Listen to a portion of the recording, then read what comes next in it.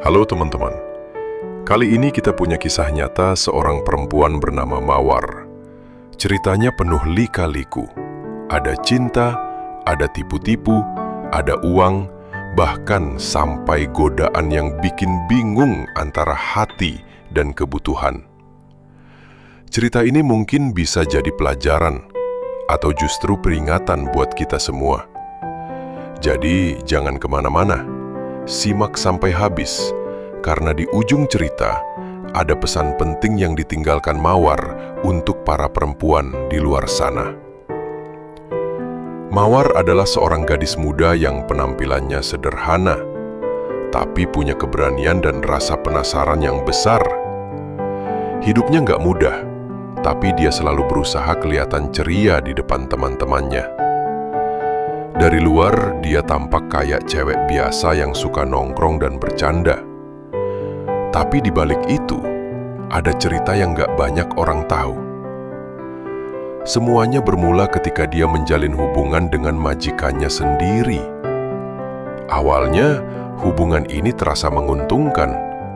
Mawar merasa dapat perhatian, dapat uang, dan ada tempat untuk bergantung. Tapi lama-kelamaan hatinya mulai resah. Dia sadar hubungan itu salah, apalagi majikannya sudah beristri.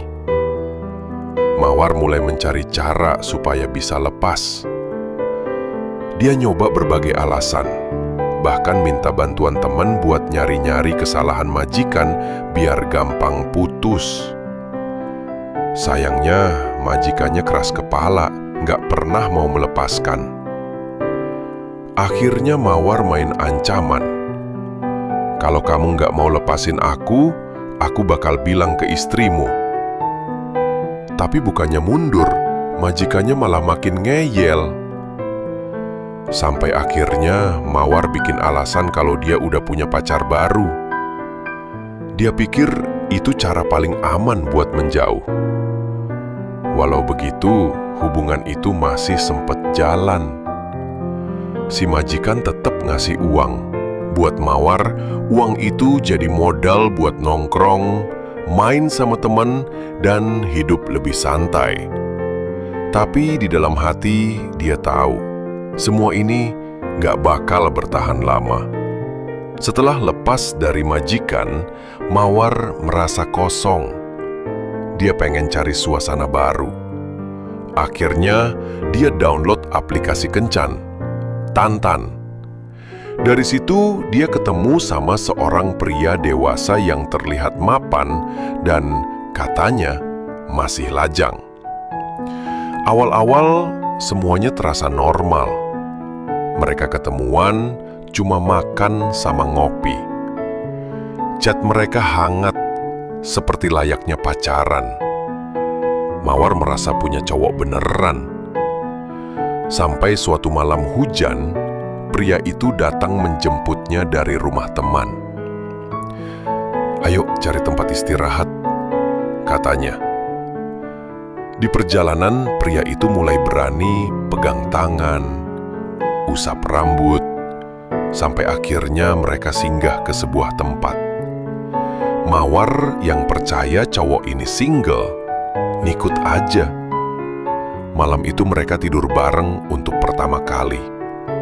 Tapi ada hal aneh. Semuanya berlangsung sebentar. Bahkan si pria minta maaf setelahnya. Mawar cuma bisa bengong. Hari-hari berikutnya, mereka tetap ketemu seminggu sekali. Tapi ada pola yang bikin Mawar curiga. Cowok ini nggak pernah ngehubungi pas Sabtu dan Minggu. Alasannya selalu sama, sibuk di rumah, tidur, atau ada acara keluarga. Pernah juga bilang ketiduran 2 hari penuh. Aneh banget. Setelah 5 minggu, akhirnya terkuak. Si pria jujur, dia udah nikah, bahkan punya anak 1. Mawar terdiam. Rasanya campur aduk. Marah iya, kecewa iya. Tapi anehnya, dia nggak bisa benar-benar lepas. Mungkin karena sebelumnya udah pernah ngalamin hal mirip sama majikannya. Dia sempat ngambek 3 hari, lalu balik lagi. Hubungan itu pun terus berjalan lebih dari setahun. Diam-diam, penuh rahasia. Dan setiap kali mereka ketemu, uang pun berpindah tangan. Kadang 1 juta, kadang 3 juta. Buat Mawar, ini jadi sumber pemasukan sekaligus jebakan. Mawar nggak cuma bergantung pada satu orang. Dia punya cadangan. Cowok ini seumuran, dikenalnya lewat Instagram. Sama cowok ini hubungannya lebih bebas.